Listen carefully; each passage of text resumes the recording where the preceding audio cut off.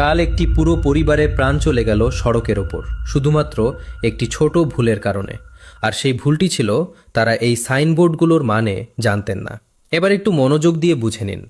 যদি কোনো খাম্বায় সার্কেলের ভেতর 20, 30 বা 40 লেখা থাকে, তবে তার মানে হলো সেই এলাকায় ঠিক ততটুকু গতিতেই গাড়ি চালাতে হবে।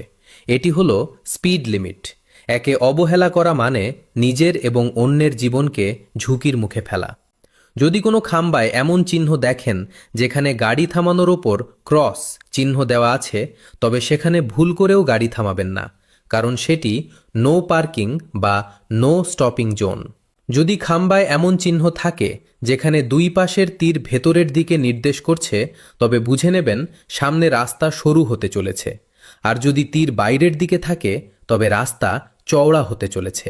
যদি কোনো চিহ্নে পুল বা ব্রিজ আঁকা দেখেন, তার মানে সামনে একটি বড় ব্রিজ আসতে চলেছে, তাই গতি কমিয়ে সাবধানে পার হন।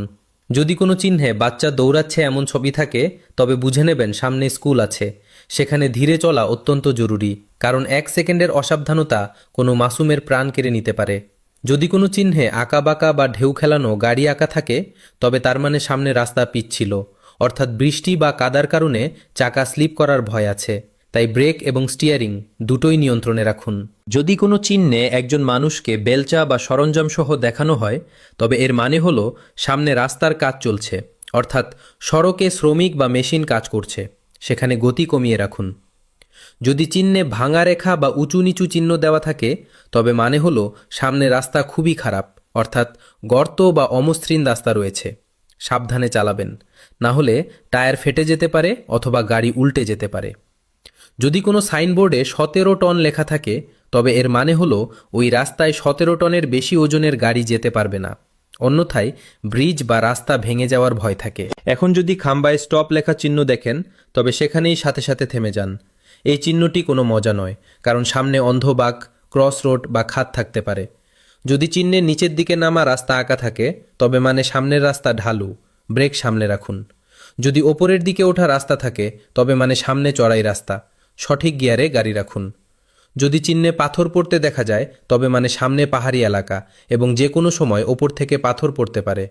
আর যদি চিহ্নে পিচ্ছিল গাড়ি আঁকা থাকে, তবে মানে রাস্তা পিচ্ছিল, ধীরে চালন, অন্যথায় দুর্ঘটনা নিশ্চিত। যদি চিহ্নে মানুষকে কাজ করতে দেখা যায়, তবে বুঝবেন রাস্তায় কাজ চলছে, সেখান দিয়ে সাবধানতার সাথে যান। যদি বাচ্চার চিহ্ন থাকে, তবে মানে হলো এটি স্কুল জোন, সেখানে হর্ন বাজাবেন না এবং ধীরে চলুন।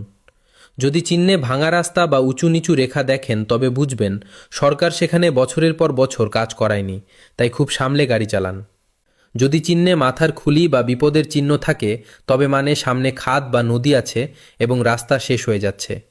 যদি কোনো চিহ্নে বন্য পশু আঁকা থাকে, তবে বুঝবেন সামনে জঙ্গল এলাকা, যেখানে যে কোনো সময় বন্যপ্রাণী সামনে চলে আসতে পারে। 30, 40 বা 50 নম্বর লেখা থাকলে মানে হলো সামনে ট্রাফিক বেশি থাকে, তাই ঠিক ততটুকু গতিতেই চালান। মনে রাখবেন ভাই, এই সব চিহ্ন আমাদের এবং অন্যদের জীবন বাঁচানোর জন্যই লাগানো হয়। এগুলো অবহেলা করা মানে বিপদকে ডেকে আনা। 1 সেকেন্ডের ওভারস্পিড বা একবারের মনোযোগ হারানো একটি পুরো পরিবারকে বিপদে ফেলতে পারে।